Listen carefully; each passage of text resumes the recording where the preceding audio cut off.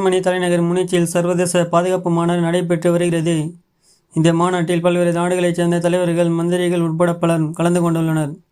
India சார்பில் இந்த மாநாட்டில் வெளியுறவுத்துறை மந்திரி ஜெய்சங்கர் பங்கேற்றுள்ளார்.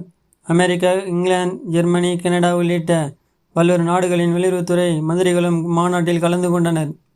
இந்நிலையில் இம்மாநாட்டின் ஒரு பகுதியாக இந்திய வெளியுறவுத்துறை மத்திய அமைச்சர் ஜெய்சங்கர், அமெரிக்க வெளியுறவுத்துறை மந்திரி ஆண்டனி பிளிங்கன், ஜெர்மனி வெளியுறவுத்துறை மந்திரி அனலிகா பேர்பாக் ஆகியோர் பங்கேற்ற விவாத நிகழ்ச்சி ஒன்றில் பங்கேற்றார்.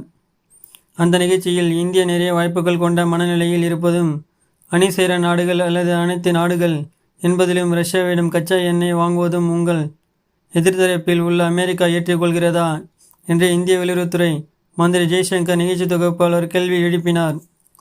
அதற்கு பதிலளித்த ஜெய்சங்கர், எங்களுக்கு நிறைய வாய்ப்புகள் உள்ளனவா என்பது உங்கள் கேள்வி. அதற்கு பதில், ஆம், எங்களுக்கு நிறைய வாய்ப்புகள் உள்ளன. அதில் ஏதாவது பிரச்சனை உள்ளதா? என்ன பிரச்சனை உள்ளது?